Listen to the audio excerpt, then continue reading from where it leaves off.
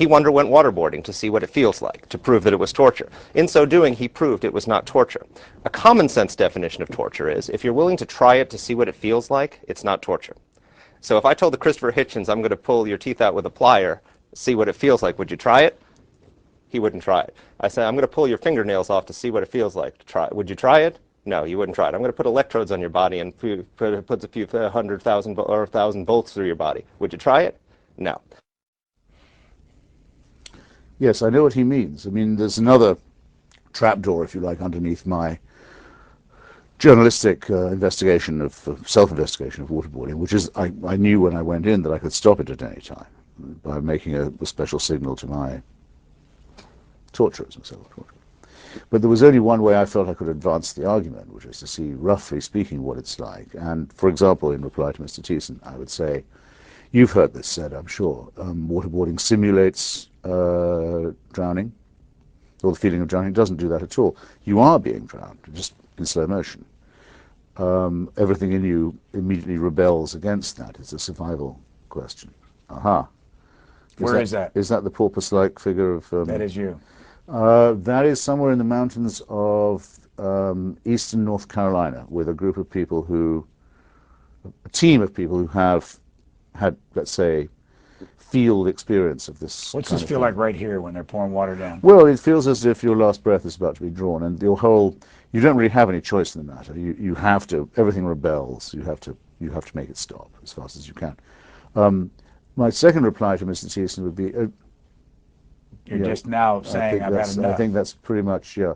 They say that Khalid Sheikh Mohammed lasted for something like 90 seconds. I'd be very surprised if that was true, unless he was trying to get us to kill him. And they also say they did it hundreds of times. Yes, yeah, that's remarkable.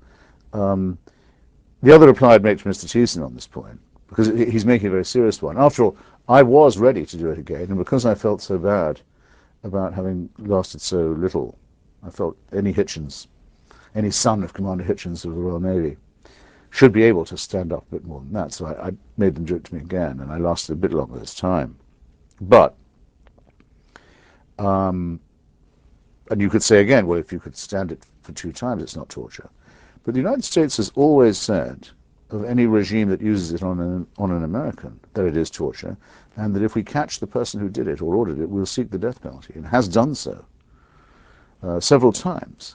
So that it's not a matter of whether it's medieval or not, fingernail pulling, the rack and so forth, because if you allow these things, and if you say you must do them because there's a ticking bomb, or if you allow this thing, excuse me, you must do it because there's a ticking bomb, the guy's a terrorist, then what's to stop you saying, well, bring on the red-hot poker or the pincers? So right now, what should this town do about what happened in the Bush administration?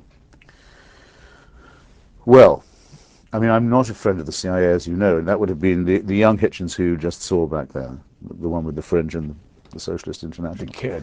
Yeah, the kid I'm proud of what he was saying about the Central Intelligence Agency. I mean, this is an agency that gave away Nelson Mandela's whereabouts and identity to the South African police when they couldn't find him, let him in for 25 years of imprisonment. That was the CIA.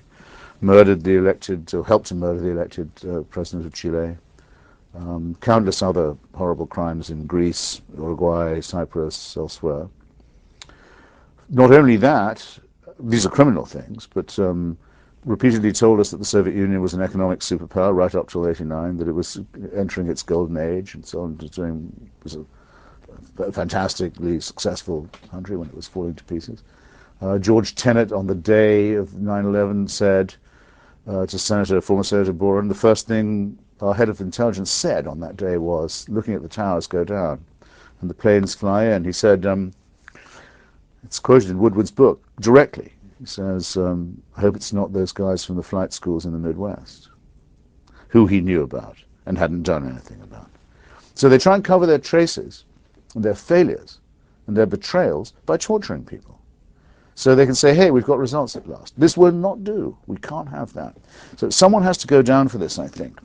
I think the CIA should be closed and padlocked anyway and should be restarted. I don't think it's even susceptible to reform.